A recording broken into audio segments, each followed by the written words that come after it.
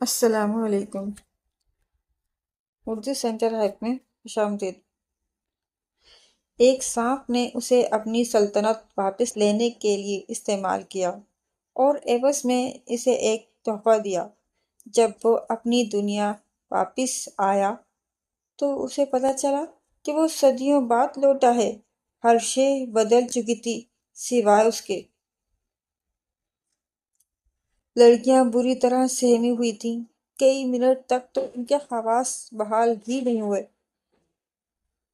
پھر اس بدبخت ٹرک والے کو کوسنے دینے لگیں جس نے ان کی زندگیاں لینے کی کوشش کی تھی۔ اچھی خاصی اپنے راستے پر آ رہی تھی۔ ذلیل پیچھے سے شور مچاتا ہوا آیا اور اگر خانزادی سڑک سے نیچے نہ اتار دیتی تو نہ جانے کیا ہو جاتا۔ ٹرک والے نے تو رک کر دیکھنے کی زحمت بھی نہ کی تھی کہ ان لوگوں کا کیا حشر ہوا۔ اسی لیے کہا جاتا ہے کہ شہر سے باہر نکلتے وقت ڈرائیور کو ضرور ساتھ رکھنا چاہیے، خواہ اسے ڈگی ہی میں کیوں نہ رکھ لو۔ شمع نے بڑی بوڑھیوں کی انداز میں کہا۔ اچھا بکواس بند کرو، یہ بتاؤ اب کیا کرنا چاہیے؟ ایک طرف کے دو پہیے گڑھے میں بری طرح پھنس گئے ہیں، کار نکالی کیسے جائے؟ خانزادی نے کہا۔ ہم لوگ تو خالص لڑکیاں ہیں، تم ہی پتلون پہن کر مرد بننے کی کوشش کرتی ہو، اب اس پتلون کی لاج رکھو، ہم لڑکیوں سے کیا پوچھ رہی ہو؟ شمع نے پھر کہا۔ اگر تو خاموش نہ رہی تو میں تیرا سر اس درخت سے ٹکر مار کے پھاڑ دوں گی۔ خانزادی غصے سے کہا۔ میرا سر پھاڑنے کے بجائے اگر گاڑی نکالنے کی کوشش کرو تو بہتر ہے، شمع نے کہا، اور خانزادی تل ملا کر رہ گئی۔ کار لے کر لمبے سفر پر نکلنا خانزادی کے لیے کوئی نئی بات نہیں تھی۔ تقریباً ہر اتوار کو وہ تمام سہیلیوں کو جمع کر کے کسی طرف نکل جاتی تھی اور دن بھر دھما چوکڑی رہتی اور شام کو واپس ہو جاتی۔ ڈرائیونگ کے معاملے میں خانزادی اناڑی نہ تھی اور یہ اس کے اناڑی نہ ہونے کی دلیل تھی کہ اس وقت وہ سڑک کے ڈھلان کے اختتام پر کار کے نیچے دبی پڑی چیخ اور کرا نہیں رہی تھی، ورنہ اچھے ڈرائیور ایسی صورت میں گاڑی کو کنٹرول نہیں رکھ سکتے، جبکہ ٹرک کی لپیٹ سے بچنے کے امکانات ہی نہ رہے ہوں۔ خانزادی ایک بڑے آدمی کی بیٹی تھی۔ لباس سے کوئی اسے لڑکی نہیں کہہ سکتا تھا، البتہ بڑی بڑی شربتی آنکھیں، سطوح ناک اور انتہائی جاذبیت رکھنے والے خوبصورت ہونٹ، دودھ جیسا رنگ اور قیامت خیز آنکھیں۔ اس کا بس چلتا تو تمام عادتیں اور اطوار لڑکوں کی اپنا لیتی اور اکثر سہیلیاں شرارت سے اس سے پردہ کرنے لگتیں۔ جب حواس مکمل طور پر بحال ہوئے تو خانزادی نے کار کے چاروں طرف گھوم کر دیکھا۔ پہیے اس بری طرح پھنس گئے تھے کہ کار کو اسٹارٹ کر کے نکلنے کی کوشش اسے الٹ بھی سکتی تھی۔ اسے صرف کرین سے ہی اٹھایا جا سکتا ہے۔ اچھی طرح جائزہ لینے کے بعد اس نے اس بات کا اعلان کر دیا۔ اے ہے تو پھر تمہارا لڑکا ہونا کس کام آیا؟ شمع نے ناک پر انگلی رکھ کر کہا اور خانزادی جھلاہٹ میں اسے مارنے دوڑ پڑی۔ شمع بچانے کے لیے بھاگی۔ کیوں زیج کر رہی ہو اس بیچاری کو؟ شمع یہاں سے چلنے کی کوئی ترکیب سوچو، شام ہو رہی ہے، تھوڑی دیر کے بعد رات ہو جائے گی، شمیم نے پریشان لہجے میں کہا۔ رات کے بعد صبح ہو جائے گی اور پھر دوپہر، اس طرف کون آئے گا سوائے ہمارے بھی شمیم؟ ہاں اگر پیدل چلنے کی مشق ہو تو بسم اللہ، لیکن تم 3 انسانوں کے اس وزن کو لے کر زیادہ دور تک چل بھی نہ سکو گی، شمع نے شرارت سے کہا۔ شاید وہ ان چاروں میں سب سے بھاری جسم کی لڑکی تھی۔ خانزادی بے ساختہ ہنس پڑی اور شمیم چھینک گئی۔ گھر پہنچ جاؤں شمع کی بچی، تجھ سے تو اچھی طرح نمٹ لوں گی، خانزادی بے بسی سے بولی اور پھر پریشان نظروں سے کار کو دیکھنے لگی۔ جس سڑک پر وہ آئی تھی اس پر ٹریفک بہت کم تھا، اس لیے انہیں لفٹ ملنے کی بھی امید نہیں تھی۔ کار کی طرف سے مایوس ہو کر وہ چاروں سڑک پر آ گئیں۔ دونوں طرف سنسان سڑک تھی اور ان کا خوف بڑھتا جا رہا تھا۔ شہر تقریباً 70 میل دور تھا اور دوسری طرف کی بستی بھی کم و بیش اتنے ہی فاصلے پر تھی۔ رات میں یہ علاقہ قطعی غیر محفوظ تھا۔ جوں جوں وقت گزرتا رہا، لڑکیوں کے چہرے سے بشاشت ختم ہونے لگی۔ اب کیا ہوگا خانزادی؟ کوثر نے تشویش کے ساتھ کہا۔ جو ہوگا دیکھا جائے گا، ممکن ہے ہمیں یہیں رات گزارنی پڑے۔ خدا کے لیے ایسی بات مت کرو، شمیم روتے ہوئے کہا۔ کمال ہے، اس کے علاوہ اور کیا ہو سکتا ہے؟ شمیم، ہم پیدل شہر جا نہیں سکتے جب تک کوئی گاڑی، کوئی ٹرک نہ آ جائے۔ ہمیں یہیں رہنا ہوگا۔ لیکن یہاں اس ویرانے میں کیا ہم صبح تک زندہ رہ سکیں گے؟ شمیم نے کہا۔ یہ تو صبح ہی کو معلوم ہو سکے گا کہ ہم زندہ ہیں یا مر چکے، خانزادی جھلا کر بولی، اور شمیم لرزتے ہوئے خاموش ہو گئی۔ اب ہم سب کار میں بیٹھ جائیں گے، شیشے بند کر لیں گے اور رات بھر جاگتے رہیں گے۔ فکر کی ضرورت نہیں، حواس کھونے سے کام بگڑ جاتے ہیں، خانزادی نے تھوڑی دیر بعد نرم لہجے میں کہا۔ لیکن اسی وقت کوثر چیخ پڑی، خانزادی وہ دیکھو، روشنی ابھی اس پر پڑی ہے، اس روڈ کی طرف ہے۔ میرا خیال ہے موڑ سے کوئی گاڑی گزری ہے تو سامنے آ جائے گی، خانزادی نے کہا، اور سب لڑکیاں سڑک کے اس کنارے پر آ گئیں۔ وہ یقیناً کسی کار کی ہیڈ لائٹ تھی۔ خدا کا شکر ہے، شمیم نے خلوص دل سے کہا۔ کار کی رفتار کم ہونے لگی اور پھر وہ ان کے قریب پہنچ کر رک گئی۔ خانزادی دوڑتی ہوئی ڈرائیونگ سیٹ کے قریب پہنچی۔ خاصی قیمتی کار تھی اور اس کے ڈرائیونگ پر صرف ایک آدمی تھا۔ کیا بات ہے خاتون، ہم معذرت خواہ ہیں جناب، ہم ایک مصیبت میں گرفتار ہو گئے ہیں۔ کار والے نے دروازہ کھولا اور نیچے اتر آیا۔ یہ ایک دراز قامت، خوش رو نوجوان تھا جس کا جسم پرجوشی اور خدوخال پرکشش تھے۔ فرمائیے، اس نے سنجیدگی سے کہا۔ تمام لڑکیاں اس کے گرد جمع تھیں۔ وہ ہماری کار، ایک ٹرک والے نے ٹکر مارنے کی کوشش کی تھی، ہم نے اسے سڑک سے اتار دیا اور اب وہ ایک گڑھے میں پھنس گئی ہے۔ نکالنے کی کوشش کریں گے تو الٹ جائے گی۔ آپ براہ کرم ہمیں شہر تک چھوڑ آئیں، ہم ڈرائیور بھیج کر کار منگوا لیں گے۔ طویل القامت نوجوان گھوم کر گڑھے میں پھنسی ہوئی کار کی طرف دیکھا، پھر اس کے ہونٹوں پر ایک سنجیدہ سی مسکراہٹ پھیل گئی۔ آپ کے ساتھ کوئی مرد نہیں ہے؟ اس نے سوال کیا۔ مرد نما ہے، شمع کی زبان بند نہ رہ سکی اور خانزادی نے کھا جانے والی نظروں سے اسے گھورا۔ تمام لڑکیاں ایک ساتھ اس کے قریب پہنچ چکی تھیں۔ نوجوان نے اپنا کوٹ اتار کر خانزادی کی طرف بڑھایا اور پھر قمیض کے کف کھولنے لگا۔ لڑکیاں سمجھ نہ سکیں کہ وہ کیا کرنا چاہتا ہے۔ نوجوان کار کی پشت کے پاس پہنچ گیا اور پھر اس نے جھک کر کار کا پچھلا حصہ پکڑ لیا اور دوسرے ہی لمحے اچھی خاصی کار اوپر اٹھ گئی اور نوجوان نے اسے آگے دھکیل دیا۔ لڑکیاں حیرت سے چیخ پڑیں۔ یہ کسی انسان کا کام تو نہیں تھا، آج تک ایسا واقعہ نہ دیکھنے میں آیا اور نہ سننے میں۔ ان کے رونگٹے کھڑے ہو گئے تھے اور وہ سبھی خوفزدہ نظروں سے نوجوان کی طرف دیکھ رہی تھیں جو اب ہاتھ جھاڑتا ہوا، کف سیدھے کرتا ہوا ان کی طرف آ رہا تھا۔ شکریہ، اس نے بدستور سنجیدہ آواز میں کہا اور خانزادی کے ہاتھ سے کوٹ پہن لیا۔ اسٹارٹ کر کے دیکھ لیں، کوئی اور گڑبڑ تو نہیں ہوئی ہے؟ اس نے کہا اور خانزادی چونک پڑی۔ پھر وہ آگے بڑھ کر اسٹیئرنگ پر بیٹھ گئی اور اس نے کار اسٹارٹ کر کے دیکھی۔ کار اسٹارٹ ہو گئی تو نوجوان اپنی کار کی طرف بڑھا اور اس کے اسٹیئرنگ پر بیٹھ کر اس نے کار آگے بڑھا دی۔ کسی کے منہ سے ایک لفظ بھی نہ نکل سکا۔ خانزادی اسی طرح اسٹیئرنگ پر بیٹھی نوجوان کی گاڑی کی طرف دیکھتی رہی جو آن کی آن میں نظروں سے اوجھل ہو گئی۔ اب چلو خانزادی، خدا کے واسطے جلدی چلو، وہ پلٹ کر نہ آ جائے کہیں، خانزادی نے کہا۔ اوہ ہاں، چلو چلتے ہیں۔ وہ پلٹ کر کیوں آئے گا؟ شمع نے حیرت سے کہا۔ کیا تم سے وعدہ کر کے گیا ہے؟ بکواس مت کرو شمع، اس وقت نہ جانے کس کی دعا نے ہمیں بچا لیا جو وہ چلا گیا۔ ورنہ کیا؟ شمع نے پوچھا۔ کیا تم اسے انسان سے سمجھتی ہو؟ شمیم نے کہا۔ کیا مطلب؟ شمع چونک کر بولی۔ بعض اوقات تم بالکل گدھے پن کی گفتگو کرتی ہو۔ کیا تم نے کسی انسان کو اس طرح کار اٹھاتے ہوئے دیکھا؟ پھر تمہارے خیال میں کون تھا وہ؟ شمع نے بھی کچھ الجھ کر پوچھا۔ کوئی بھٹکی ہوئی روح، شاید کسی شریف انسان کی۔ اگر کوئی خطرناک انسان ہوتا تو ہمیں اس طرح نہ چھوڑ دیتا۔ ارے خدا کا، تم نے ایک جیتے جاگتے انسان کو روح بنا دیا۔ اس نے اپنا کوٹ اتار کر خانزادی کے بائیں ہاتھ میں دیا تھا۔ روحیں سوٹ پہنتی نہیں ہیں۔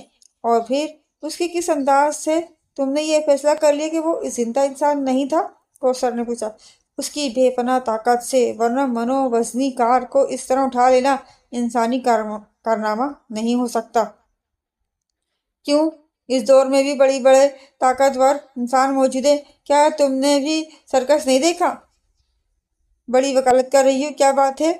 شمع نے کوثر کو گھورتے ہوئے کہا۔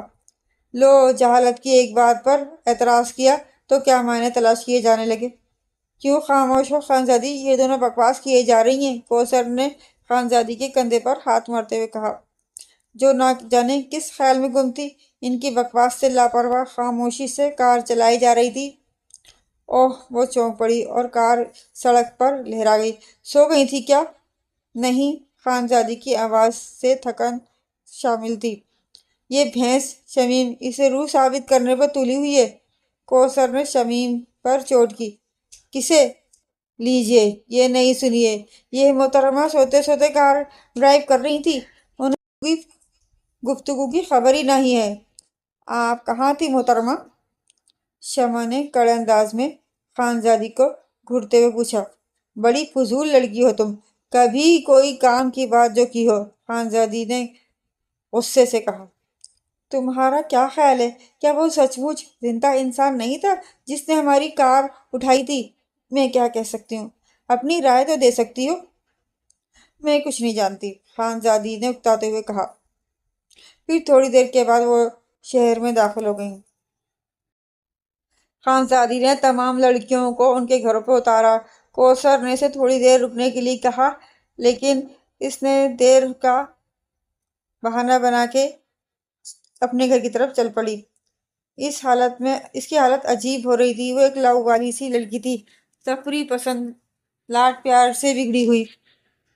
آج وہ اپنا آپ خالی محسوس کر رہی تھی۔ اسے احساس ہو رہا تھا کہ وہ کچھ کھو آئی ہے۔ ایک سنجیدہ سا باوقار چہرہ، دے ہوئے گل اور بے پناہ طاقت کا مالک دراز کا جسم اس کی نگاہوں میں گھوم رہا تھا۔ ایک گمبھیر سی آواز اس کے کانوں میں گونج رہی تھی۔ وہ وزنی سا کوٹ جو اس کے بازو پر رہا تھا، اس سے اٹھنے والی بھینی بھینی خوشبو، یہ سب کچھ ایک خواب کی طرح لگ رہا تھا۔ کیوں؟ وہ کون تھا؟ کون تھا وہ؟ ایک لمحے تو رکا بھی نہیں۔ اس سے کچھ بات کی جاتی، لیکن اگر بات کرنے کی کوشش کی جاتی تو یہ لڑکیاں اس کا جینا حرام کر دیتی۔ کاش وہ اس کی کار کا نمبر ہی نوٹ کر لیتی۔ رجسٹریشن آفس سے اس کے بارے میں معلوم ہو سکتا تھا۔ ویسے تھا کوئی باحیثیت انسان، کار بھی جس کی قیمتی تھی، سوٹ بھی قیمتی، اور شخصیت، اب اس کے بارے میں کیسے معلوم ہو؟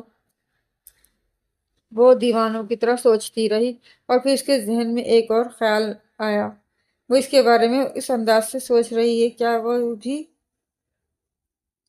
لیکن اگر وہ بھی اس سے متاثر ہوتا تو کچھ دیر رکنے کی کوشش کرتا، اس کی کار نکالنے کے بجائے اپنی کار میں شہر تک انہیں لفٹ دیتا اور اس طرح تعارف ہو جاتا۔ مشکل کام نہیں تھا۔ اوہ! اس کی چاہت یک طرفہ تھی۔ اسے احساس بھی نہ ہوگا کہ کوئی اس کے لیے کتنا بے چین ہے، کیسا بے قل ہے، اور اس کے دل کے چراغ بجھ گئے۔ خانزادی کے دل کی دنیا بدل گئی۔ ایسی بے قلی، ایسی ویرانی اس نے کبھی محسوس نہ کی تھی۔ 3 دن گزر چکے تھے، لیکن اس کی ذہنی کیفیت روز اول سے مختلف نہ تھی۔ وہ کار لے کر سڑکوں پر نکل جاتی، اس کی نظریں اسی کار کی تلاش کرتی۔ اس شام بے چینی زیادہ ہی بڑھ گئی۔ شہر کی گنجان سڑکوں پر کار دوڑاتے ہوئے طبیعت الجھ گئی تو اس نے ساحل سمندر کا رخ کیا۔ دل کو چوٹ لگی ہو تو انسان بے حد حساس ہو جاتا ہے۔ نہ جانے یہ موجیں کس کے لیے بے قرار ہیں۔ اس نے گہری سانس لی۔ اسے اپنی حالت سنبھالنی چاہیے۔ وہ تو ہوا کا ایک جھونکا تھا جو رات کی تاریکی میں اس کے دل کے قریب سے گزر گیا۔ اس کی تلاش فضول ہے، اس نے سوچا، لیکن اس سوچ نے اس کے ذہن کو اور تھکا دیا۔ ہونٹوں سے ایک گہری سرد آہ نکلی اور اچانک اس کا دل زور سے دھڑکا۔ یہ نظر کا دھوکہ نہیں تھا، اس تصور کو جس نے انسانی پیکر اختیار کر لیا تھا۔ کیا در حقیقت وہ جیتا جاگتا انسان تھا؟ وہ دل پکڑے ہوئے اسے دیکھتی رہی۔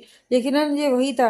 اسے اس تھوڑے فاصلے پر زیادہ سے زیادہ 50 قدم اس کے ہاتھوں میں دوربین تھی اور وہ اسے آنکھوں سے لگائے سمندر کا نظارہ دیکھ رہا تھا۔ اسے یقین ہو گیا کہ یہ اس کا وہم نہیں ہے۔ وہ اپنی تلاش میں کامیاب ہو گئی اور اس کے قدم بے اختیار اس کی طرف بڑھنے لگے۔ وہ اس کے قریب اتنا پہنچ گئی کہ اسے اس کے وجود کو محسوس کرنا پڑا، ورنہ ساحل پر دوسرے لوگ بھی موجود تھے۔ اس نے دوربین آنکھوں سے ہٹائی اور اجنبی نظروں سے اسے دیکھا۔ خانزادی اس وقت تمام آداب فراموش کر چکی تھی۔ وہ اپنی شخصیت بھول چکی تھی اور اسے صرف یاد وہ تھا۔ وہ خانزادی کی اس بے خودی سے متاثر ہوئے بغیر نہ سکا۔ آپ کو مجھ سے کوئی کام ہے خاتون؟ اس نے پوچھا۔ خانزادی چونک پڑی۔ اسے اپنی محبیت اور گرد و پیش کے ماحول کا احساس ہوا اور وہ پریشان سی ہو گئی۔ آپ شاید مجھے پہچانے نہیں۔ جی، وہ ذہن پر زور دیتے ہوئے بولا، پھر شرمندہ لہجے میں کہنے لگا، جی ہاں، یہ میری بدقسمتی ہے کہ مجھے یاد نہیں آ رہا کہ آپ سے کہاں ملاقات ہوئی تھی۔ ابھی چند روز قبل، غالباً 3 روز پہلے شام کے سائے میں آپ نے ہماری مدد کی تھی۔ ہماری کار ایک گڑھے میں پھنس گئی تھی اور آپ نے اسے حیرت انگیز طور پر نکال دیا تھا۔ اوہ ہاں، آرام روڈ سے آتے ہوئے۔ جی ہاں، ٹھیک ہے، مجھے یاد آ گیا۔ پھر تو آپ کی گاڑی نے کوئی گڑبڑ نہیں کی؟ اس نے خوش اخلاقی سے پوچھا۔ جی نہیں، خانزادی نے کہا، اور وہ اس کی آنکھوں میں اپنے لیے کوئی خاص بات تلاش کر رہی تھی، لیکن نوجوان کے چہرے پر صرف خوش اخلاقی تھی اور نہ جانے کیوں خانزادی کا دل بجھ گیا۔ آئیے کہیں بیٹھ کر چائے پئیں۔ اس نے خانزادی کی مشکل حل کر دی اور خانزادی تیار ہو گئی۔ وہ ساحل سے دور ایک خوبصورت ریسٹورینٹ میں آ گئے۔ کیا پئیں گی آپ؟ جی، کیا سوچ رہی ہیں آپ؟ کچھ نہیں، کچھ نہیں، میں نے پوچھا تھا آپ کیا پئیں گی؟ چائے۔ جب ہم نے ملاقات کی ہے تو تعارف بھی ایک ضروری رسم ہے۔ میرا نام خانزادی ہے۔ خوب، میں الیاس ہوں۔ بڑا خوبصورت نام ہے آپ کا، خانزادی نے بے اختیار کہا اور وہ ہنس پڑا۔ معاف کیجیے گا، میں یہ جملہ ادا کرنے میں ہچکچا گیا اس تصور سے کہ آپ برا نہ مان جائیں، اس نے کہا اور خانزادی شرما گئی۔ رفتہ رفتہ اس کا دل سے جھجک اور ذہن سے اداسی دور ہوتی جا رہی تھی اور ابتدا میں کچھ جھجک رہی۔ چائے کے دوران ایک دوسرے کے بارے میں مزید گفتگو ہوئی اور پھر قدرے بے تکلفی کی فضا پیدا ہوئی۔ میں کچھ نہیں کرتی، پڑھنا چھوڑ چکی ہوں، دل نہیں لگتا، الیاس کے ایک سوال کے جواب میں اس نے کہا۔ پھر چلتے چلتے اس نے ایک سوال کیا، میں آپ سے دوبارہ مل سکتی ہوں؟ کیوں نہیں مس خان، جب اور جہاں حکم دیں میں حاضر ہو جاؤں گا، یا پھر اگر غریب خانے کو اس قابل سمجھیں تو۔ لیکن مجھے تو آپ کے گھر کا پتہ بھی نہیں معلوم۔ یہ میرا کارڈ ہے، اس پر فون نمبر اور پتہ درج ہے۔ الیاس نے اسے کارڈ دیا اور رخصت ہو گیا۔ دوسرے دن صبح ضروری کاموں سے فارغ ہو کر خانزادی نے الیاس کو ٹیلی فون کیا۔ یہ وقت بھی اس نے مشکل سے گزارا تھا، ورنہ وہ رات بھر خوشی کے مارے سو بھی نہیں سکی تھے۔ الیاس نے اسے دوبارہ ملاقات کرنے پہ آمادگی ظاہر کر دی تھی۔ ہیلو، دوسری طرف سے وہ الیاس کی آواز صاف پہچان گئی۔ خانزادی بول رہی ہوں۔ او مس خان، خیریت؟ نہیں۔ کیوں، کیا بات ہے؟ بس آپ نے نیندیں حرام کر دی ہیں۔ مسٹر الیاس؟ جی، کیا سوچنے لگے آپ؟ سوچ رہا ہوں مس خان کہ میں نے تو ایسی کوئی گستاخی نہیں کی۔ آپ نے میرے ساتھ چند اور لڑکیوں کو دیکھا تھا اس رات؟ جی ہاں، ان میں سے ایک شمیم ہے۔ جب آپ ہماری گاڑی نکال چکے تھے تو معلوم اس نے کیا کہا؟ مجھے کیسے معلوم ہو سکتا ہے؟ کہنے لگی ہم بال بال بچ گئے، ورنہ وہ روح نہ جانے ہمارا کیا حال کرتی۔ اس کے خیال میں کار اٹھا لینا انسانی کارنامہ نہیں تھا، وہ آپ کو ایک بھٹکی ہوئی روح سمجھتی تھی۔ اوہ، الیاس ہنس پڑا، واقعی آپ کی طاقت قابل داد ہے۔ شکریہ۔ شام کو کہاں مل رہے ہیں؟ جہاں حکم ہو۔ ساحل عمدہ جگہ ہے، مجھے موجوں کی بے قراری بہت پسند ہے۔ حاضر ہو جاؤں گا۔ کس وقت؟ 6 بجے۔ میں انتظار کروں گی، خانزادی نے کہا اور فون بند کر دیا، اور در حقیقت وہ ساحل پر الیاس کو इंतजार करते हुए मिली। हालांकि वो ठीक 6 बजे पहुंचा था। आप कुछ जल्दी पहुंच गई। हाँ, ज्यादा इंतजार न कर सकी, वो बोली, और इलियास के चेहरे पर संजीदगी फैल गई। फिर उनकी मुलाकातें होती रहीं। फिर न जाने क्यों खानजादी इसकी खामोशी पर झिल्लाने लगी। वो इसे टाल क्यों रहा है? क्या वो इससे मोहब्बत कबूल करने के लिए तैयार नहीं? क्या वो उसे किसी और को चाहता है?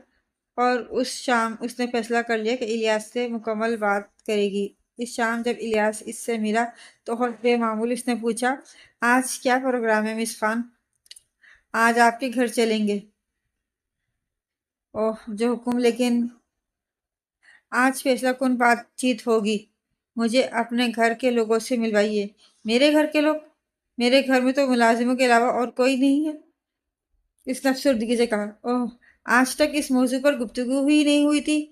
क्या दुनिया में आपका कोई नहीं है? हाँ, कोई नहीं। तन्हाई में आपका दिल नहीं घबराता? कभी कभी बहुत घबराता है। तब तब आप शादी क्यों नहीं कर लेते? खानजादी की शक्ल देखने लगा और फिर उसने एक ठंडी सांस भर के कहा, आइए मिस खान, मुझे हक नहीं कि आपको गलत फहमी में रखकर आपका वक्त जाया करूं। आइए, आप मेरे घर चलिए।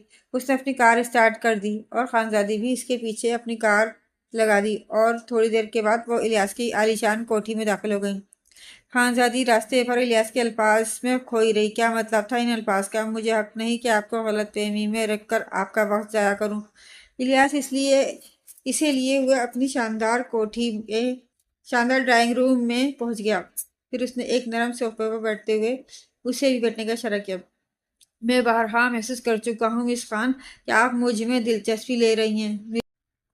मेरी दरख्वास्त है कि आज आप ना तो मेरे किसी लफ्ज का बुरा माने और ना मेरे किसी सवाल के जवाब में झिझक और तकल्लुफ का इजहार करें। आज की गुफ्तगू पर हमारी दोस्ती का इन्हिसार है। खानजादी खामोशी और हैरत से देख रही थी। वो क्या कहने वाला था? बराए करम मेरे एक सवाल का जवाब दें।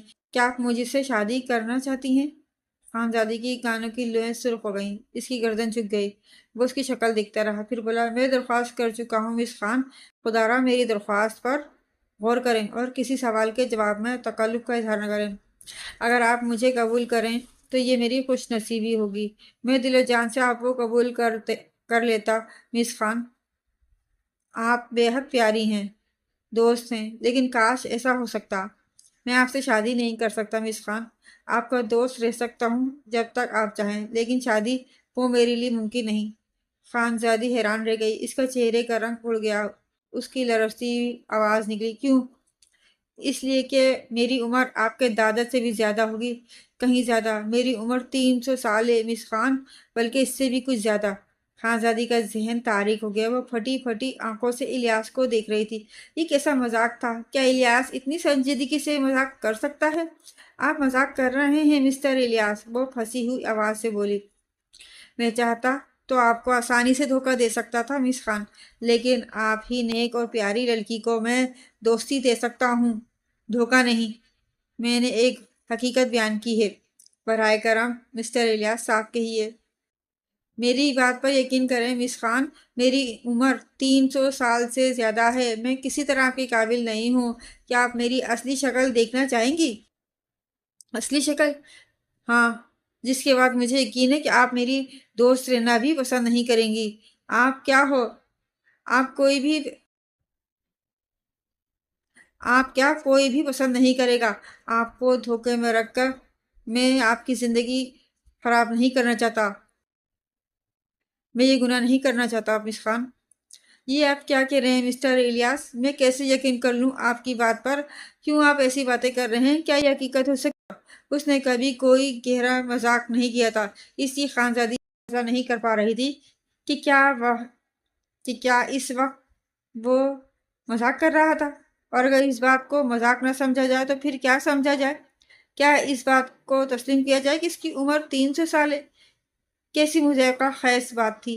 एक खूबसूरत तंदुरुस्त नौजवान की उम्र 300 साल मुमकिन नहीं है। नामुमकिन। बकवास, बिल्कुल बकवास। आज तो इलियास ने कमाल कर दिया था। हकीकत में वो बेवकूफ बन गई थी। इसने दिलचस्प नजरों से इलियास की जानिब देखा, जो एक खिड़की की तरफ मुंह किए हुए न जाने क्या अदाकारी कर रहा था। उसने झुककर जैसे कोई चीज मुंह से निकाली और मुट्ठी में दबाकर जेब में डाल दिया। फिर वो वापसी पलटा और उसकी तरफ देखकर फीके अंदाज में मुस्कुराने लगा। भाई अब आ जाइए, दर हकीकत मैं बेवकूफ बन चुकी हूँ। नहीं बेबी, मेरी प्यारी बच्ची, मेरी दोस्त, मैं तुम्हें बेवकूफ नहीं बना रहा, मैं बोला। रास्ते कदमों से आगे बढ़ा और थके थके अंदाज में सोफे पर बैठ गया। एक बार फिर इसके अल्फाज खानजादी के कानों में पिघले हुए शीशे की तरह उतर गए। बेबी, मेरी प्यारी बच्ची, मेरी दोस्त। इलियास इन अल्फाज में मजाक तो नहीं कर सकता। उसने आंखें फाड़ फाड़ कर इलियास को देखा। उसका सुर्ख और सफेद रंग जर्द हो रहा था, आंखों के गिर्द स्याही दौड़ती जा रही थी, वो निढाल सा नजर आ रहा था। ये आपको क्या हो रहा है इलियास? आपकी तबीयत कुछ खराब हो रही है क्या? खानजादी बेचैनी से उठकर इसके करीब पहुंच गई। मेरी हकीकत सामने आ रही है मेरी बच्ची, मैं ठीक हूँ, तुम बैठ जाओ। इलियास का सांस अचानक फूलने लगा। खानजादी का सर चकराने लगा। वो फटी फटी नजरों से इलियास के चेहरे पर दराज होने वाली झुर्रियों को देख रही थी। उसकी आंखें उसकी आंखों के पपुटे भारी होते जा रहे थे, गाल लटकते जा रहे थे, ठोड़ी के नीचे का गोश्त लटक चुका था, बालों में सफेदी दौड़ती चली जा रही थी। और फिर देखते ही देखते इलियास बिल्कुल बदल गया। उसके बाल चांदी की तरह सफेद हो गए, भवें तक सफेद हो गई, आंखें धुंधलाई हुई और पुतलियां सिकुड़ी हुई, पूरे चेहरे पर झुर्रियां ही झुर्रियां नजर आ रही थी। बिलाशुबा इसकी उम्र 300 साल से कम न थी। बुढ़ापे का जो इंतहाई तस्वुर हो सकता था, उसकी तस्वीर सामने थी। खानजादी के हलक से चीख सी निकल गई और इलियास फूले सांस के साथ बोला, मैं तुम्हें धोखा नहीं देना चाहता खानजादी, वरना मेरी हकीकत तुम पर कभी जाहिर ना होती। जब मैं तु, जब मैं तुम्हें धोखा नहीं दे सकता तो कोई तकलीफ भी नहीं दे सकता, इसलिए मुझे देखकर खौफजदा ना हो। तुम दर हकीकत कोई रूह हो इलियास, शमा ठीक कहती थी। खानजादी के मुंह से खौफजदा अंदाज में निकला। रूह तो हर इंसान में होती है खानजादी, लेकिन जिस रूह का तुम तस्वुर कर रही हो, मैं वो नहीं। मैं जीता जागता जिस्म रखता हूँ जो तुम्हारे सामने है, लेकिन तुम्हारी पहली कैफियत वो एक फरेब था, ये हकीकत है। मगर ये कैसे मुमकिन है? बता दो इलियास, मुझे बता दो। आह, ये क्या हुआ? मेरे ख्वाब बिखर गए। कैसी अजीब कहानी है मेरी। जिंदगी की पहली ही मंजिल पर मैंने कैसी ठोकर खाई है। खानजादी की आंखों से आंसू निकल पड़े। तुमने मुझे एक मर्द की हैसियत से कबूल किया था खानजादी, इसमें थोड़ी सी तरमीम कर लो। तुम मुझे एक दोस्त, एक बुजुर्ग दोस्त की हैसियत से तो कबूल कर सकती हो, इसमें क्या हर्ज है? मैं कुछ रोज और जिंदगी से प्यार कर लूंगा, वरना अब मैं इस जिंदगी से उकता गया हूँ। गौर तो करो, मैंने जिंदगी के पूरे 300 साल उस दुनिया में गुजारे हैं। अब इस दुनिया में मेरे लिए कोई दिलकशी नहीं रही। अपने दिल में मेरी चाहत का रंग बदल दो खानजादी, मुझे मुसरत होगी तुम्हारी मोहब्बत। मैं चंद सांस और ले लूंगा, वरना अब तो मैं खुद इस जिंदगी से उकता गया हूँ। खानजादी इसे देखती रही और उसका जहन खाली खाली हो रहा था। वो अभी तक उस हकीकत को कबूल नहीं कर पा रही थी। ये कैसे हो सकता है? ये कैसे हो गया है? काफी देर बाद वो खुद पर काबू पा सकी और रोंदे हुए लहजे में बोली, क्या मुझे अपने बारे में अब भी नहीं बताओगे इलियास? क्या मैं अपनी बदकिस्मती की इस हकीकत को कभी न जान सकूंगी? तुम्हें यह हकीकत जानने से दिलचस्पी है खानजादी? इलियास भराई हुई आवाज में बोला। हाँ, तब तुम्हें एक तवील कहानी सुनना पड़ेगी, एक अजीब और पुरअसरार कहानी, शायद जिस पर तुम्हें यकीन ना आए। लेकिन मेरी असल शक्ल देखकर कोई और फैसला ना कर सको तो मेरी कहानी पर यकीन कर लेना। आराम से बैठो, मैं तुम्हारे लिए काफी तैयार करवाता हूँ। लेकिन ठहरो, मैं अपनी मस्नूई शक्ल में आ जाऊं, वरना मेरे मुलाजिम हैरान रह जाएंगे। गालिबन इसी साल के बाद मैं अपनी असली शक्ल में आया हूँ। इलियास ने जेब में अपना हाथ डाला और एक अजीब और गरीब चमकदार सी शे निकाली और इसे मुंह में डाल दिया, और वो उसे निगलने की कोशिश कर रहा था। और इसमें कामयाब होने के बाद वो इस तरह गहरी सांसें लेने लगा जिससे एक सख्त और थका देने वाली मुशक्कत से फारिग हुआ हो। इसने सोफे की पुश्त से टेक लगाकर आंखें बंद कर ली। खानजादी बदस्तूर उसके चेहरे पर नजरें जमाए हुए थी। ये न जाने اس کی نظر کا دھوکہ تھا یہ حقیقت کہ اس نے الیاس کے خد و خال درست ہوتے ہوئے محسوس کیے۔ اس کے چہرے کی جھریاں سمٹتی جا رہی تھی اور اڑا ہوا رنگ واپس آ گیا تھا۔ اس کے بالوں کی سفیدی سیاہی میں تبدیل ہو گئی تھی۔ پھر صرف چند منٹ کے بعد وہی حسین خد و خال والا الیاس اس کے سامنے تھا، اور خانزادی وہ خود کو الف لیلا کا کوئی کردار سمجھ رہی تھی جو پراسرار واقعات سے دو چار ہو گیا ہو۔ اس وقت نظر آنے والا الیاس کو کوئی دیکھ کر پاگل بھی یہ نہ کہہ سکے گا کہ وہ کوئی بوڑھا آدمی ہوگا۔ وہی سنجیدہ باوقار چہرہ، وہی پاکیزہ خد و خال۔ چند منٹ کے بعد اس نے آنکھیں کھولی اور محبت آمیز نظروں سے خانزادی کو دیکھنے لگا۔ مجھے احساس ہے خانزادی کہ میں نے تمہارے ذہن پر کتنا بوجھ ڈالا ہے۔ میں جانتا ہوں کہ تم کن پریشان کن کیفیت سے دو چار ہو گئی ہو۔ میرے دل نے یہ گوارا نہ کیا کہ میں تمہیں دھوکے میں رکھوں۔ میری گھریا شکل دیکھ کر بلا شبہ تمہارے ذہن سے میری محبت کے نقوش مٹ گئے ہوں گے، لیکن تمہاری دوستی اب بھی میرے لیے ایک نعمت ہوگی۔ اگر تم نے وہ بھی گوارا نہ کی تو میں صبر کرنے کی کوشش کروں گا۔ وہ نوجوانوں کے انداز سے اپنی جگہ سے اٹھا اور دیوار میں لگا گھنٹی بجا دی۔ چند منٹ کے بعد ایک ملازم اندر آیا اور اس نے اس عمدہ سے کافی بنانے کا حکم دیا۔ پھر اس نے دروازہ بند کر لیا اور خانزادی کے سامنے بیٹھ گیا۔ اب سے پورے 300 سال پہلے کی بات ہے کہ میری عمر اتنی ہی تھی جتنی کہ اس وقت نظر آ رہی ہے۔ میری اصل شکل ایسی ہی تھی جیسے اس وقت ہے، صرف اتنا فرق تھا کہ اس وقت میں ایک جدید لباس میں ہوں اور اس وقت میں اس زمانے کے لباس استعمال کرتا تھا۔ شہنشاہوں کا دور تھا، میں بھی ایک چھوٹی سی حیثیت رکھتا تھا اور اس وقت کی فوج میں ایک اعلیٰ عہدے پر فائز تھا۔ دشمن میرے نام سے کانپتے تھے۔ میں نے شہنشاہ کے لیے بڑے بڑے کارنامے انجام دیے تھے جن سے شہنشاہ میری بہت عزت کرتا تھا۔ ایک مرتبہ شہنشاہ نے جشن منایا۔ اس فتح کا سہرا بھی میرے سر تھا، اس لیے شہنشاہ نے مجھے خصوصی حیثیت سے اس میں شریک کیا اور خلعت سے نوازا۔ پھر رقص و سرور کی محفل ہوئی جس میں شہزادی مائرہ بھی شریک ہوئی۔ خواتین پردے میں تھیں، اس لیے میں تو شہزادی کو نہ دیکھ سکا، لیکن شہزادی مائرہ نے مجھے دیکھا اور پسند کر لیا۔ میں سادہ الفاظ میں اس کی چاہت کی داستان سنا رہا ہوں کیونکہ میری عمر اب چاہت کی چاشنی سے لطف اندوز نہیں ہونے کی، اور نہ میرے الفاظ میں وہ رومانیت پیدا ہو سکتی ہے۔ اس دور کی بات دوسری ہے۔ شہزادی میرے عشق کی آگ میں سلگتی رہی۔ اسے برداشت نہ ہو سکا تو اس نے میرے نام ایک پیغام بھجوا دیا۔ پیغام میں ایک خوبصورت شام کو مجھ سے ملاقات کی خواہش ظاہر کی۔ اس پیغام میں مجھے کچھ شبہ ہوا، لیکن میں ایک وفادار اور نمک حلال انسان تھا۔ شہزادی میرے لیے محترم تھی، وہ میری آقا کی بیٹی تھی۔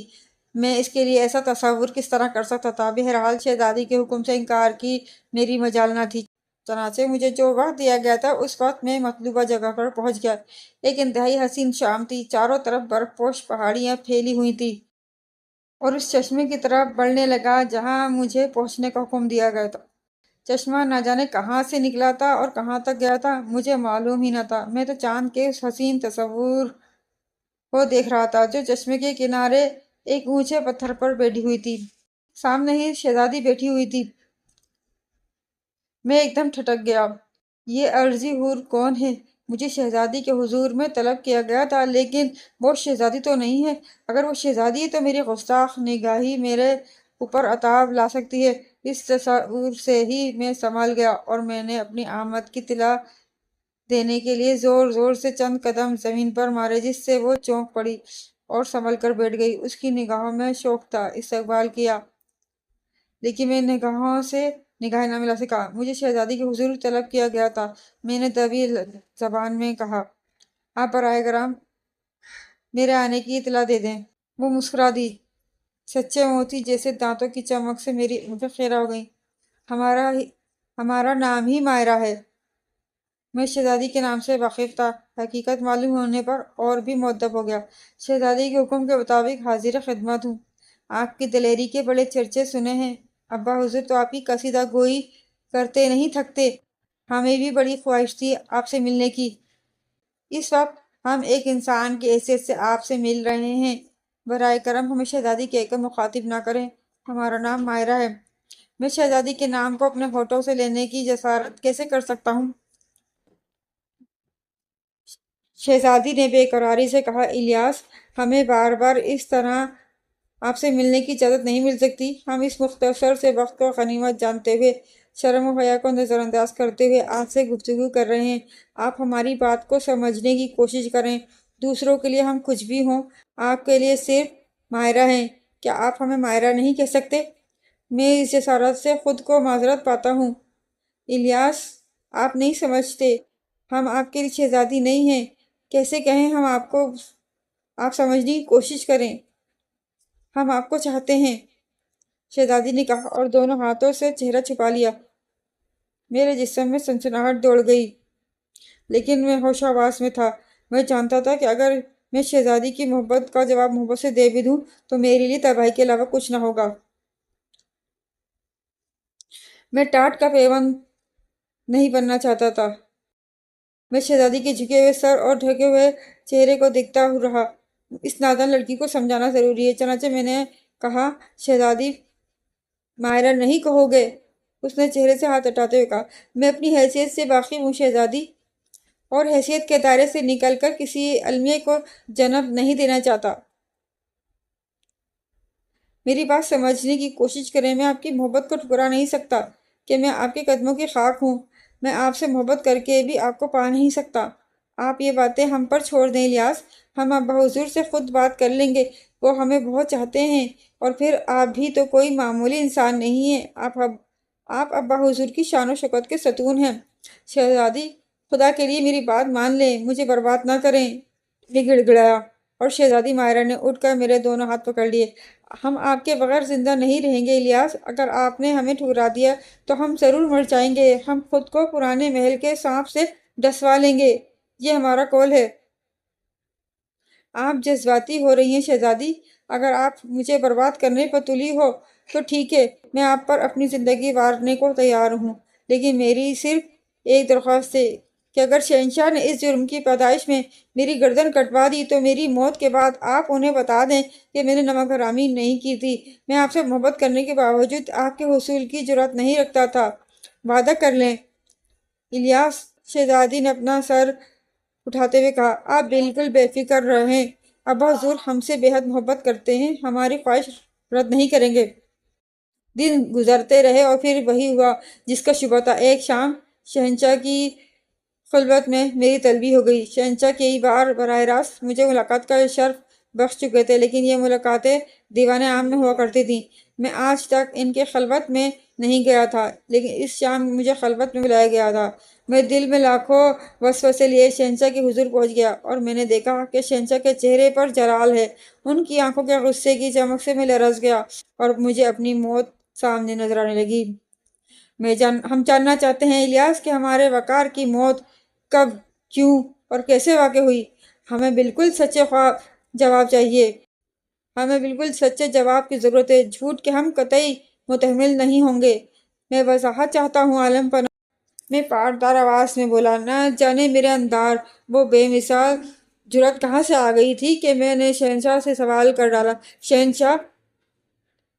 شہنشاہ نے گہری نظروں سے میرا جائزہ لیا اور پھر اسی پر جلال لہجے میں کہا، تم جانتے ہو الیاس کہ ماہرہ نے ہمیں سب کچھ بتا دیا ہے اور تم اس بات سے ناواقف نہیں ہو۔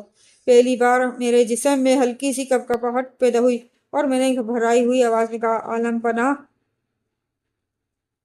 عالم پناہ کو علم ہے کہ خادم حضور کے وقار پر اپنے خون کا آخری قطرہ بہانے کے لیے تیار ہے، پھر جہاں پناہ اس خادم سے اپنے وقار کی موت کا سوال کیوں کرتے ہیں؟ ہمیں بتاؤ الیاس، یہ سب کب اور کیسے ہوا؟ جشن کے روز شہزادی صاحبہ نے مجھے دیکھا اور پھر مجھے ان کا پیغام ملا۔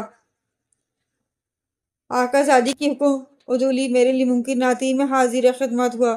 آقا زادی مجھے ایسا اعزاز بخشنے لگی جس کا تصور بھی میرے لیے گناہ تھا۔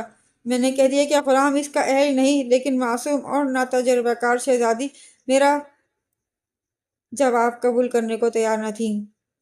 خادم کے لیے شہزادی کا بھی حکم قابل احترام تھا، اس کے علاوہ کوئی اور خطا نہیں ہوئی۔ عالم پناہ، تاہم شہزادی نے اس غلام کے بارے میں کچھ اور کہا ہے تو غلام اپنے ہاتھ سے اپنی گردن پیش کرنے کو تیار ہے۔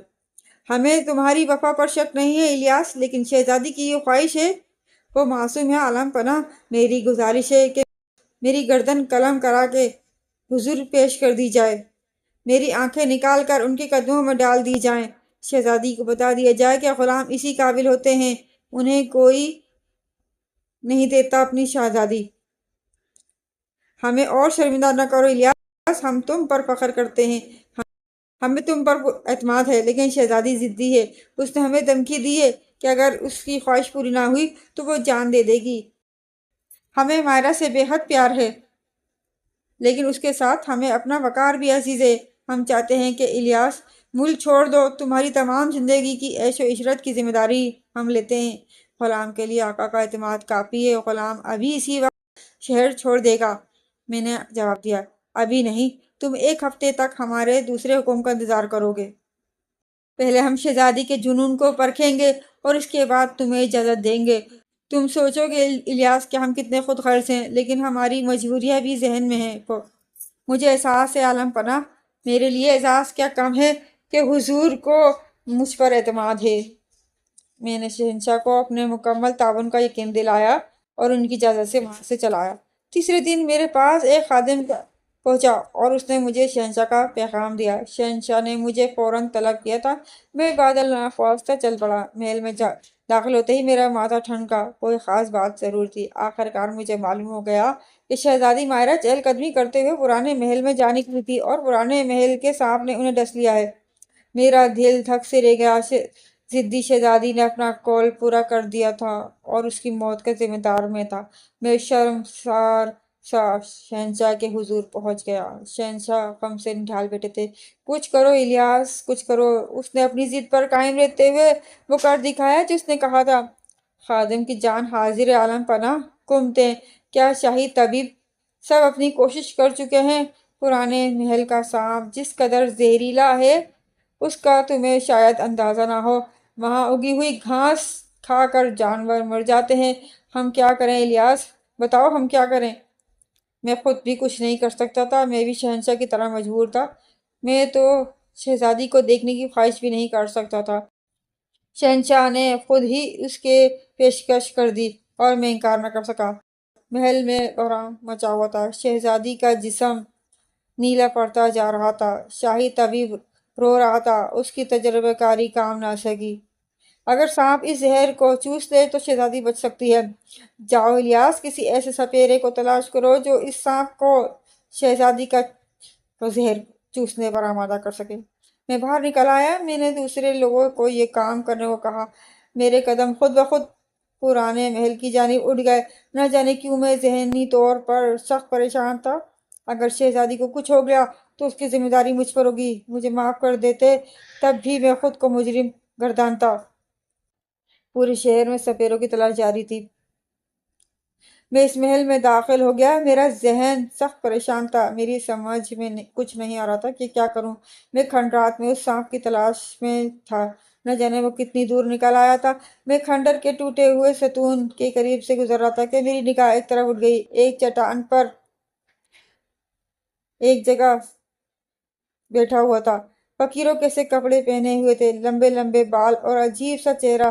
نہ جانے اس کا چہرہ اتنا عجیب کیوں لگ رہا تھا، حالانکہ وہ ایک قابل قبول صورت انسان تھا۔ شاید کوئی فقیر ہے جو بھٹکا ہوا ادھر آ نکلا ہے، میں نے سوچا، جو سانپ کی موجودگی سے لائم ہے، ورنہ اس طرح نہ بیٹھتا۔ میں نے سوچا اسے اس خطرناک کھنڈر سے باخبر کر دوں جو اس سانپ کا مسکن ہے، اور میں اس کی طرف بڑھ گیا۔ وہ مجھے دیکھ کر عجیب سے انداز میں مسکرانے لگا۔ شاید تم فقیر ہو، میں نے کہا۔ ہاں، تمہارا خیال درست ہے، اس نے صاف آواز میں کہا۔ یہ کھنڈرات خطرناک ہے، یہاں ایک زہریلا سانپ رہتا ہے۔ فقیروں کو کون نقصان پہنچا سکتا ہے؟ اس نے شان بے نیازی سے کہا۔ کل ہی اس سانپ نے شہزادی کو ڈس لیا ہے اور اس وقت وہ زندگی اور موت کی کشمکش میں گرفتار ہے، اور تم شاید اس سانپ کی تلاش میں آئے ہو۔ ہاں، تمہارا خیال درست ہے، لیکن تمہیں کیسے معلوم ہوا؟ فقیروں سے کوئی بات چھپی نہیں ہوتی۔ تب تو تم اس سلسلے میں ہماری مدد کر سکتے ہو، کیوں نہیں؟ شہزادی کا زہر آسانی سے اتر سکتا ہے، خواہ کتنا ہی خطرناک سانپ کیوں نہ ہو۔ اگر تم اس سلسلے میں کچھ کر سکتے ہو تو خدا کے لیے میری مدد کرو۔ میں تمہاری جھولی جواہرات سے जवाहरात से भर दूंगा। आज तुम फकीर हो, कल गनी कहलाओगे। खुदा के लिए मेरी मदद करो। फकीरों से दौलत की बात करके इनकी तौहीन मत करो जवान। दौलत तो हमारे लिए हकीर शे है। हाँ, कुछ और चीजें होती हैं जिनके हम भी मोहताज होते हैं। अगर तुम मुझसे एक मुआहदा करो तो मैं तुम्हारी मदद कर सकता हूँ। मैं तैयार हूँ। तुम जल्दी बताओ। शहजादी की जिंदगी की एक एक पल कीमती है। अगर उसे कुछ हो गया तो बहुत सी जिंदगियां तबाह हो जाएंगी। उसे कुछ नहीं होगा, ये मेरा वादा है। मगर मुआहदा पहले करो। जल्दी बताओ, क्या मुआहदा है? ऐसे नहीं दोस्त, मुझे यकीन है कि तुम इस मुआहदे से फिरने की कोशिश करोगे। मैं ऐसी जमाना चाहता हूँ कि जिससे फिर इनकार ना हो सके। मैं कौल का सच्चा हूँ और जबान का धनी हूँ। हम लोग अपने कौल से नहीं फिरते। ठहरो, यहीं रुको, उसने कहा और सतून के एक हिस्से से गुजर कर न जाने किस तरफ चला गया। मैं बेचैनी से उसका मुंतजिर था। चंद लम्हों के बाद वो वापस आया तो उसके हाथ में एक सियाह रंग का पत्थर था, जिसे उसने बड़े एहतराम से दोनों हाथों से थामा हुआ था। वो पत्थर सामने किए आगे बढ़ा और मेरे करीब पहुंच गया। ये मुकद्दस पत्थर है। जो कोई इस पर हाथ रखकर कसम खाता है वह अपने अहद की तकमील के लिए मजबूर होता है, वरना हजारों सांप उसके जिस्म से लिपट कर उसके खून का एक एक कतरा चूस जाते हैं। तुम इस पत्थर पर हाथ रखकर कहो कि जो वादा करोगे उसे पूरा करोगे। तुम मुझसे क्या चाहते हो ये मैं बाद में बताऊंगा। पहले तुम्हारा काम करूंगा। मायरा की जिंदगी तुम्हारे लिए बहुत कीमती है। जब इसे बचाने के लिए तुम अपनी जान देने के लिए तैयार हो, फिर हर शर्त मामूली है। तुम हिचकिचा क्यों रहे हो? ठीक कहता है ये। मैंने सोचा, ज्यादा से ज्यादा ये मेरी जिंदगी ही मांग लेगा ना, उसके अलावा और क्या होगा। चनाचे मैंने अपना हाथ आगे बढ़ाकर अहद कर लिया। मैं अहद करता हूँ कि अगर फिरोजा की जिंदगी बच गई तो तुम्हारी पेश की गई हर शर्त कबूल कर लूंगा। शुक्रिया, उसने कहा और दोबारा अंदर चला गया। पत्थर रखकर वापस आया और बोला, मैं तैयार हूँ। मैं इसे लिए नए महल में तरफ चल पड़ा। थोड़ी देर के बाद अंदर गया। शहनशाह ने हम दोनों की पजीराई की। शहजादी कौन से कमरे में है? उसने पूछा। दूसरे लोगों को कमरे से हटा दिया जाए। करीब 50 गज से करीब रहने की किसी को इजाजत नहीं, इसने कहा। और फिर जब दूसरे लोगों के चले गए तो इसने आवाज देकर मुझे रोक लिया। तुम्हें मेरी मदद के लिए यहाँ रुकना होगा। शहनशाह को मुझ पर एतमाद था, इसलिए वो भी बाहर निकल गए और उसने अंदर से दरवाजा बंद कर लिया। फिर वो आगे बढ़कर शहजादी की मसेरी के करीब पहुंच गया। शहजादी का जिस्म शीशे की तरह चमकदार और नीला हो चुका था। बड़ा खौफनाक जहर था और मैं डर रहा था कि न जाने ये खुद भी फकीर क्या करता है। ये जहर उतार भी सकेगा कि नहीं। फकीर ने मुस्कुराकर मेरी तरफ देखा और बोला, अब जबकि तुम मुकद्दस पत्थर पर हाथ रखकर मेरे साथ अहद वफा करने की कसम खा चुके हो तो ये समझो कि मेरे तमाम राज तुम्हारे हो गए। मेरी हकीकत अगर तुम्हें मालूम हो जाए तो कुछ हर्ज नहीं, क्योंकि आज नहीं तो कल मुझे अपनी असलियत तुम पर जाहिर करनी है।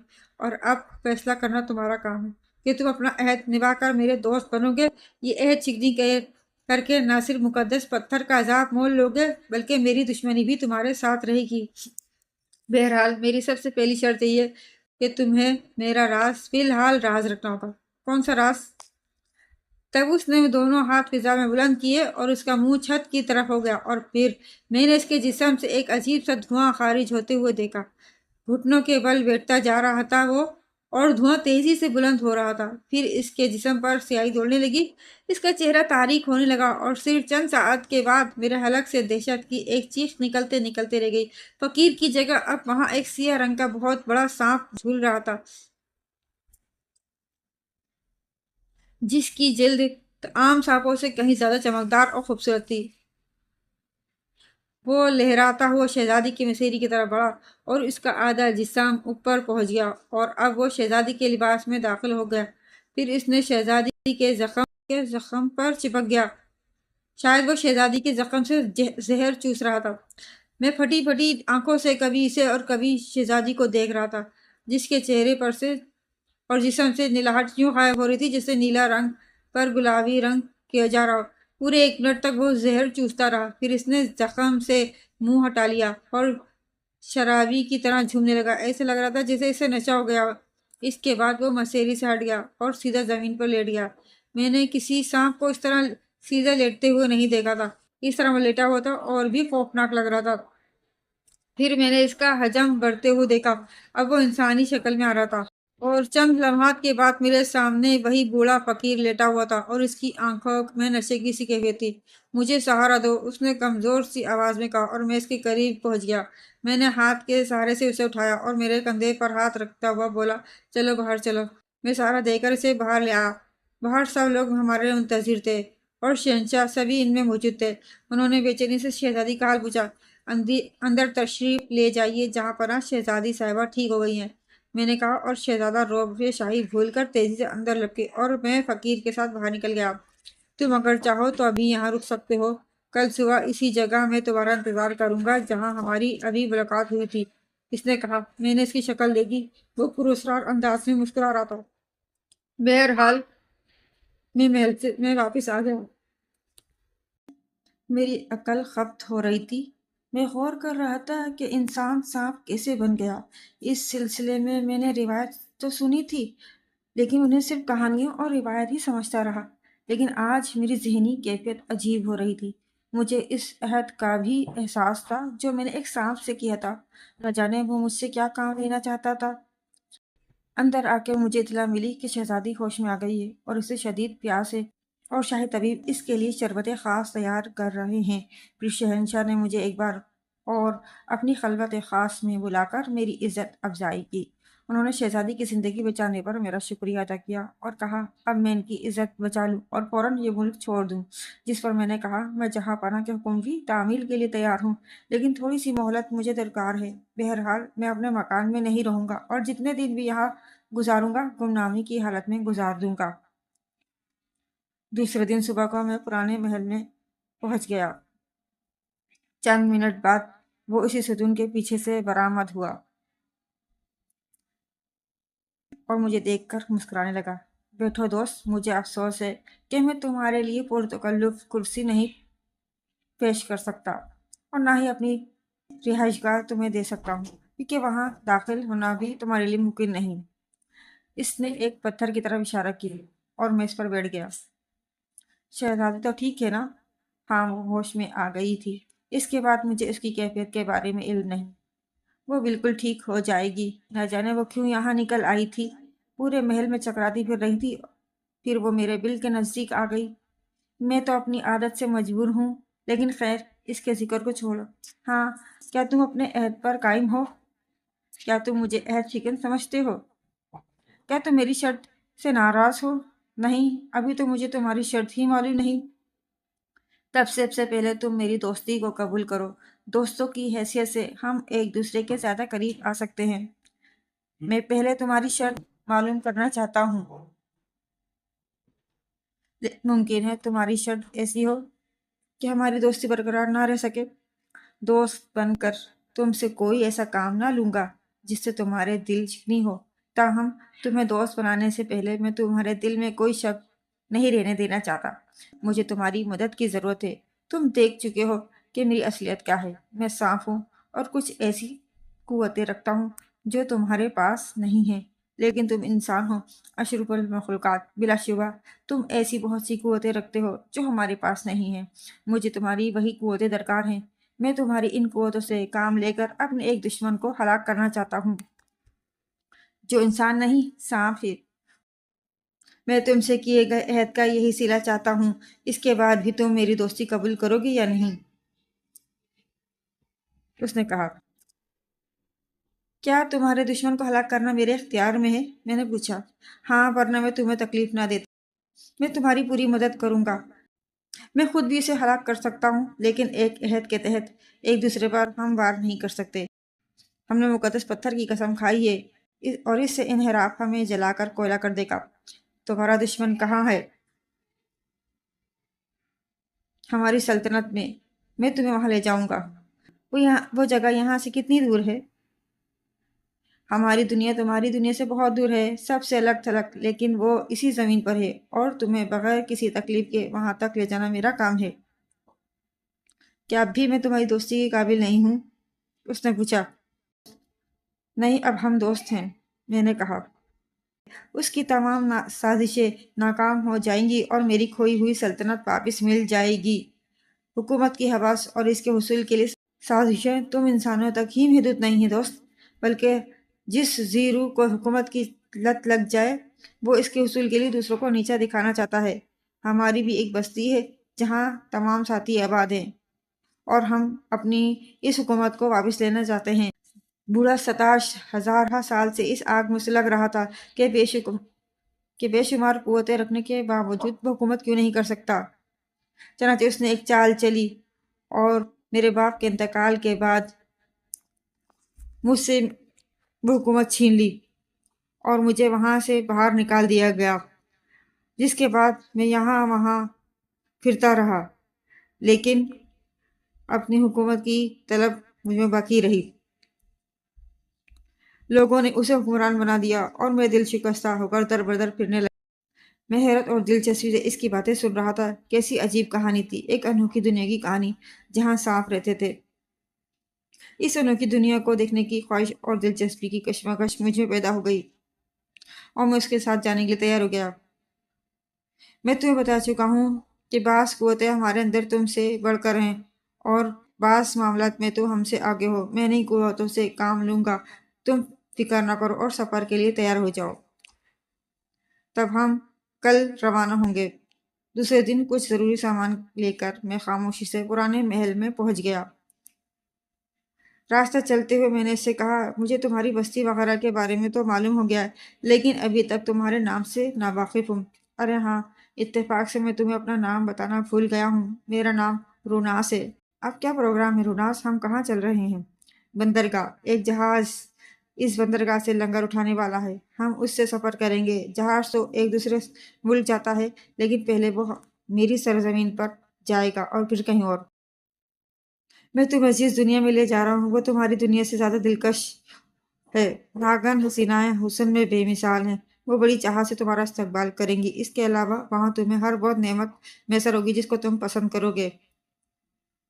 پھر بھی اگر تمہارا دل اس دنیا سے اکتا جائے تو تم اپنی دنیا میں واپس آ سکتے ہو، میں تمہاری پوری مدد کروں گا۔ میں نے کوئی جواب نہ دیا۔ جہاز سفر کرتا رہا اور پھر کپتان کے کیبن کی طرف چل دیے۔ انہوں نے کپتان سے کہا کہ اب ہم کب تک اپنی سرزمین پہنچ جائیں گے؟ اس نے کہا، بہت جلد۔ ہاں ٹھیک ہے، جہاز اس راستے سے نہیں جا رہا جس راستے سے اسے جانا چاہیے۔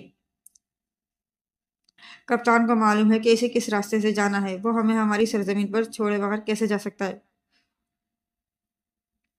جہاز کا سفر مزید 7 دن تک جاری رہا اور پھر ایک سیاہ لکیر سمندر میں نمودار ہوئی۔ آؤ میرے دوست الیاس، میں تقریباً 700 سال کے بعد دوبارہ اپنی سرزمین دیکھ رہا ہوں۔ 700 سال؟ میں حیرت سے اچھل پڑا۔ ہاں میرے دوست، تمہیں حیرت کیوں ہوئی؟ میری عمر 1700 سال ہے، اس نے بتایا۔ میں حیرت زدہ اس کی شکل دیکھتا رہ گیا۔ لکیر نمایاں ہوتی رہی، پھر یہ زمین صاف نظر آنے لگی۔ جہاز اسی طرف بڑھ رہا تھا، پھر سمندر میں لنگر انداز ہوا۔ یہ بڑا خوفناک جزیرہ تھا، رات کی تاریکی نے اسے حد سے زیادہ بھیانک بنا دیا تھا۔ مجھے تاریکی میں کچھ نظر نہیں آ رہا تھا۔ چلتے ہوئے کئی بار ٹھوکر لگی تو روناس نے کہا، میرا خیال ہے تمہیں تاریکی میں چلنے سے دقت ہو رہی ہے، اس لیے رات آرام کرنے کے بعد صبح آگے بڑھیں گے۔ ہم وہیں ایک چٹان پر سو گئے۔ صبح میری آنکھ کھلی تو مجھے کچھ سرسراہٹیں محسوس ہوئیں۔ میں چونک کر پڑا۔ میں نے ارد گرد نظر دوڑائی۔ ہم سے کچھ فاصلے پر بے شمار سانپ اپنے پھن پھیلائے گھیرے ڈالے ہوئے تھے۔ میں نے ہمت کر کے سوئے ہوئے روناس کو جگایا۔ وہ اٹھ بیٹھا تو ان سانپوں کی طرف اشارہ کیا۔ اس نے سانپوں کو دیکھ کر اچھل کے رہ گیا۔ چند لمحے غصے سے وہ انہیں دیکھتا رہا، پھر بولا، یہ سب نمک حرام ستاش کے سپاہی ہیں اور ہمیں گرفتار کرنے آئے ہیں۔ یہ کہہ کر اس نے دونوں ہاتھ سینے پر رکھے اور کوئی چیز اگل دی۔ یہ اس کا منکا تھا۔ اسے کپڑے سے صاف کر کے اس نے میری طرف بڑھا دیا اور بولا، تم اسے نگل لو، اس طرح یہ تمہیں کوئی نقصان نہ پہنچا سکیں گے۔ میں نے وہ منکا نگل لیا۔ یقین کرو، منکا نگلتے ہی میری شخصیت ہی بدل گئی۔ میں اپنے اندر بے پناہ قوت محسوس کرنے لگا۔ اس کے ساتھ ہی ہم دونوں کھڑے ہو گئے۔ بلا شبہ خانزادی روناس نے غلط نہیں کہا تھا، ایسی حسین وادی میں نے پہلے کبھی نہیں دیکھی تھی۔ پھر ہم اس وادی میں داخل ہو گئے۔ سنو الیاس، جس وقت بھی تمہارا سامنا ستاش سے ہو، تم اس پر جھپٹ پڑنا اور اسے قتل کر دینا۔ اس کے بعد حالات میرے تابع ہوں گے۔ ٹھیک ہے، میں تمہارے کہنے پر عمل کروں گا۔ میں چٹان کی طرف بڑھا۔ بلا شبہ بے حد وزنی چٹان تھی، لیکن میں نے من کا نگلنے کے بعد اپنے جسم میں جو قوت محسوس کی تھی وہ بھی کم نہ تھی۔ میں نے چٹان پر قوت آزمائی کی اور روناس اچھل کر کھڑا ہو گیا۔ وہ حیرت سے چٹان کو کھسکتے ہوئے دیکھ رہا تھا۔ شاید اسے بھی اندازہ نہیں تھا کہ منکے نے میرے جسم میں بے پناہ قوت پیدا کر دی تھی۔ چٹان دوسری طرف لڑک گئی اور دروازہ کھل گیا۔ بہت خوب میرے دوست، میں نہ کہتا تھا کہ کچھ قوتیں تمہاری ہیں اور کچھ ہماری۔ ہم جیسے 10 سانپ مل کر بھی اس جادوئی دروازے کو نہیں کھول سکتے تھے۔ آؤ، ہماری مشکل وقت سے پہلے ہی حل ہو گئی۔ اب میں سب سے پہلے اس ذلیل ناگن سے ملوں گا جس نے اپنے باپ کے ساتھ مل کے میرے خلاف سازش کی تھی۔ دیکھ رہے ہو اس کالہ علم کو؟ وہ مرتام ہے، اس علاقے کی سب سے حسین ناگن، جس کا حسن میں کوئی ثانی نہیں۔ میں اس سے ملنے جاتا ہوں۔ میں اس سے بات کروں گا اور پوچھوں گا کہ اب اس کے باپ کے ساتھ کیا سلوک کیا جائے۔ روناس نے اپنے ہاتھ آسمان کی طرف کیے اور اس کے جسم سے دھواں خارج ہوا اور چند لمحوں میں وہاں پر ایک سانپ موجود تھا۔ روناس آہستہ آہستہ اس کے قریب پہنچ گیا۔ اس کے بعد وہ دونوں میرے قریب آئے۔ روناس پھر انسانی شکل اختیار کرنے لگا اور جب وہ انسان بنا تو میں بری طرح اچھل گیا۔ یہ وہ روناس نہیں تھا جو اب تک میرے ساتھ تھا۔ خانزادی میں الفاظ میں بیان نہیں کر سکتا کہ وہ کس قدر حسین نوجوان تھا۔ میرے وطن کی لڑکیاں اسے دیکھ کر لیتی تو خودکشی کر لیتی۔ وہ ایسا ہی حسین نوجوان تھا۔ پھر اس نے مرتام کی طرف رخ کیا۔ ان سے کوئی پردہ نہیں، انسانی شکل میں آؤ۔ اور وہ بھی انسانی شکل میں آ گئی۔ وہ بھی انتہائی خوبصورت تھی۔ پریاں اس کے قدموں کی خاک کے برابر تھی۔ روناس نے مجھے کہا، اس نے مجھے ایک اور ہی کہانی سنائی ہے میرے دوست، کہ اس کے باپ نے اسے بھی دھوکہ دیا تھا۔ مرتام نے مجھے بتایا کہ کل ہمیں ستاش کے سامنے پیش کیا جائے گا تو قبیلے بھر کے سانپ وہاں موجود ہوں گے۔ تب وہ اپنے باپ کی سازش کا انکشاف کرے گی اور وہ میری وکالت کرے گی۔ جب اصلیت سامنے آئے گی تو سب اس کے حامی ہو جائیں گے اور پھر تم ستاش کو ہلاک کر دینا اور اس کے بعد حکومت ہماری ہوگی۔ اس کے بعد ہم دوبارہ قید خانے میں واپس آ گئے۔ دوسرے دن ہمیں دربار میں پیش کیا گیا۔ ایک بہت بڑا پہاڑ تھا جس کے بارے میں صحیح اندازہ نہیں ہوتا تھا۔ ستاش سے گفتگو کا سلسلہ شروع ہوا۔ معزز بزرگوں، ایک طویل عرصے کے بعد گنہگار روناس پھر ہمارے علاقے میں چلا آیا ہے۔ کیا یہ بات قدیم روایت کا مذاق اڑانے کے لیے کافی نہیں؟ کیا روناس نے دیوتاؤں کی توہین نہیں کی؟ کیا اسے اب بھی آگ کے خار میں نہیں ڈالا جائے گا؟ میں نے آپ لوگوں کو اس لیے بلایا ہے کہ قدیم روایات کا مذاق اڑانے والے روناس کو آگ میں ڈالنے کے سلسلے میں آپ لوگوں کا کیا مشورہ ہے؟ معزز بزرگوں، میں روناس، جس کا خاندان پشتوں سے اس علاقے پر حکمران رہا ہے، میں اپنی صفائی پیش کرنا چاہتا ہوں۔ ایک طویل عرصے کے بعد روناس کو اپنی صفائی پیش کرنے کی کیا ضرورت پیش آ گئی؟ ستاش اچھل پڑا۔ اس لیے کہ اس وقت بھی مجھے موقع نہیں دیا گیا تھا اور تم حکومت پہ قبضہ کرنا چاہتے تھے، جس کے لیے تم نے یہ سازش کی تھی اور وقتی طور پر تم کامیاب ہو گئے تھے، لیکن اب میں تمہاری سازش بے نقاب کر کے رہوں گا۔ معزز بزرگوں، مجھے اجازت ہے؟ بوڑھے سانپوں کی آواز آئی، اجازت ہے۔ میں مجرم نہیں ہوں۔ ستاش صرف حکومت پر قبضہ کرنا چاہتا تھا۔ ستاش کی بیٹی سے محبت کرتا تھا، لیکن میں نے کوئی گناہ نہیں کیا تھا۔ ستاش نے اسے برگلا کر میرے خلاف بیان دلوا دیا تھا۔ ستاش نے اسے بھی دھوکہ دیا تھا اور میرے ساتھ شادی کرنے کا وعدہ کر کے وہ بات اس کے منہ سے کہلوائی تھی۔ یہ جھوٹ بول رہا ہے۔ ستاش غضبناک ہو کر گرجا۔ اس کی بیٹی موجود ہے، اس سے مقدس پتھر پر قسم دے کے دریافت کر لیا جائے۔ روناس نے کہا، یہ جھوٹ بول رہا ہے، اسے موت کی سزا دی جائے۔ ستاش گرجا۔ بیٹھ جاؤ ستاش، اس نے مقدس پتھر کا نام لیا ہے تو اسے صفائی کا موقع ضرور ملے گا، بوڑھے سانپوں نے کہا۔ اور ستاش بے چینی سے پہلو بدلنے لگا۔ روناس کا بیان درست ہے بزرگوں، میرے باپ نے مجھے دھوکہ دیا تھا اور یہ الفاظ کہلوائے تھے، مقدس پتھر کی قسم، روناس پاک ہے، میں پاک ہوں، مرتام نے کہا، اور ایک کوہرام مچ گیا۔ تمام سانپ شور مچانے لگے۔ میں حکمران ہوں، مجھے کوئی ہاتھ بھی نہیں لگا سکتا۔ کون ہے جو مجھے نقصان پہنچا کر آگ سے بچ سکتا ہے؟ اسے گرفتار کر لو، اسے آگ کے گھار میں ڈال دیا جائے۔ خبردار کسی نے مجھے ہاتھ لگایا تو فنا کر دوں گا، کوئی آگے نہ آئے۔ ستاش نے تلوار نکالی اور تمام سانپ پیچھے ہٹ گئے۔ اسی وقت روناس نے میرے قریب کھڑے سانپ کے نیلام سے تلوار نکالی اور میری طرف بڑھا کر بولا، اپنا فرض ادا کرو میرے دوست۔ میں تلوار لے کر آگے بڑھا، میرے جسم میں چنگاریاں دوڑ رہی تھی اور میں بھوکے شیر کی طرح ستاش کو دیکھ رہا تھا۔ یہ گناہ ہوگا، کوئی سانپ کو ہلاک نہیں کر سکتا، اس سے تباہی نازل ہوگی اور سانپوں کی بستی تباہ ہو جائے گی۔ بوڑھے سانپوں نے خوف زدہ ہو کر کہا، میرا دوست سانپ نہیں ہے۔ روناس کی بات سن کر ستاش پھر اچھل پڑا، اگر یہ بات ہے تو پھر میں ابھی اس سے نمٹ لوں گا۔ یہ کہہ کر وہ میرے مقابلے پر آ گیا۔ تلوار میرا کھلونا تھی، میں آسانی سے اس سے کھیلتا تھا۔ میں نے فیصلہ کن وار کر کے اس کا سر تن سے جدا کر دیا اور باقی جسم دوسری طرف۔ روناس دوڑ کر مجھ سے لپٹ گیا پھر نوجوان سانپوں نے مجھے اور روناس کو کندھوں کو اٹھا لیا۔ حکومت بدل گئی۔ روناس نے مرتام سے شادی کر لی۔ اس نے میری خاطر مدارت کی انتہا کر دی۔ حسین ناگنیں دن رات میری خدمتیں کرتی۔ مجھے ان میں سے ایک ناگن پسند آ گئی اور میں نے اس سے شادی کر لی۔ مجھے علم نہیں خانزادی کہ میں نے وہاں کتنا وقت گزارا، عجیب ہی دنیا تھی وہ۔ پھر میری بیوی مر گئی، نہ جانے کیوں میرا دل وہاں سے اچاٹ ہو گیا، حالانکہ ایک سے بڑھ کر ایک حسین ناگن میرے خدمت کے لیے موجود تھی، لیکن اب میں اپنی دنیا دیکھنا چاہتا تھا۔ بڑے غم کے ساتھ روناس نے مجھے رخصت کیا۔ میں نے اس کا منقع واپس دینا چاہا، لیکن اس نے مجھے تحفہ دے دیا۔ بے شمار ہیرے جواہرات لے کر میں وہاں سے نکل آیا۔ جب میں اپنی دنیا میں واپس آیا تو یہ دنیا بدل چکی تھی، نہ جانے کیا سے کیا ہو گیا تھا۔